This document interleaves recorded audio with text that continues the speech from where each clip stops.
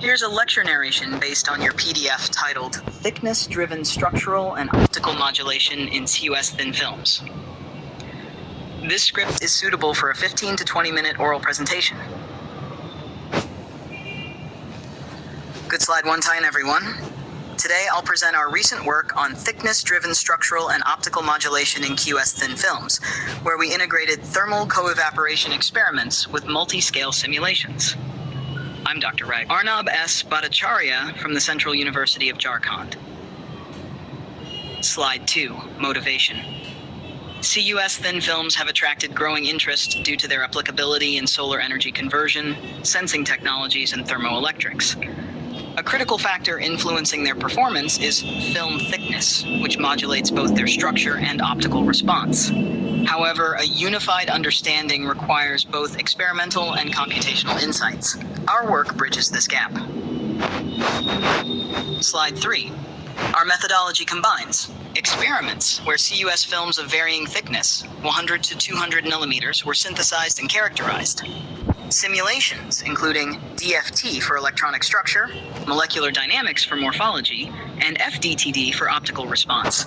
This multi-scale approach provides a holistic understanding of thickness effects. Slide 4, Experimental Setup. The films were deposited on glass substrates maintained at 250 degrees Celsius using thermal co-evaporation.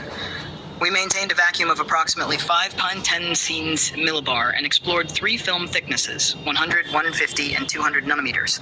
The films were characterized using XRD, AFM, TM, and UV-Vis spectroscopy. Slide 5, Simulation Setup. In the simulations, DFT was performed using the PBE GGA functional with a 50 RI cutoff and a 6x61 K-point mesh. MD simulations used ReaxFF to model CuS morphology on silica substrates at 300K for 1 nanosecond. FDTD simulations modeled optical behavior across the 300 to 2000 nanometer range using N and K values from DFT. Slide 6, Structural Analysis XRD plus DFT. XRD confirmed the hexagonal covellite phase for all thicknesses. Crystallite sizes increased from 28 to 54 nanometers as thickness increased. Correspondingly, DFT calculations revealed a narrowing band gap from 1.85 EV for 100 nanometers to 1.72 EV for 200 nanometer films. This indicates enhanced electronic delocalization in thicker films. Slide 7, Morphology AFM plus MD. AFM data showed increased grain size from 31 to 58 nanometers and roughness from 24 to 42 nanometers. Molecular dynamics simulations mirrored this trend, indicating grain coarsening and better crystallinity in thicker films. Radial distribution functions supported the formation of more ordered structures. Slide 8, Visual Morphology Analysis. Here you can observe the evolution in surface morphology with larger and more defined grains in the 200 nanometer films. This correlates with enhanced PED orbital overlap, reducing defect-related states and promoting charge transport. Slide 9, Optical Behavior, UV-Vis FDTD. UV-Vis absorption increased in the NIR region as thickness increased. Reflectance varied from 25% to 54%, showing a clear red shift. FDTD simulations matched the experimental absorbance A, reflectance R, and transmittance T, validating our optical model. Slide 10, Correlation Matrix.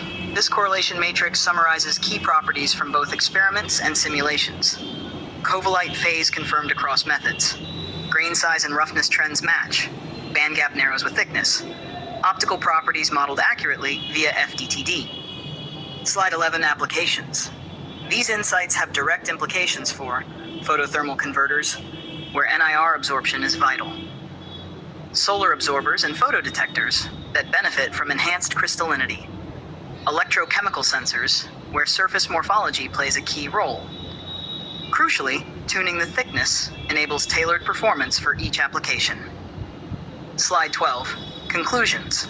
In conclusion, film thickness significantly affects CuS structure and optical behavior.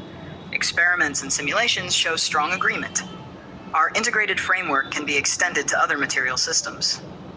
A thickness of 200 nanometers yields the best performance, making it ideal for device applications. Slide 13.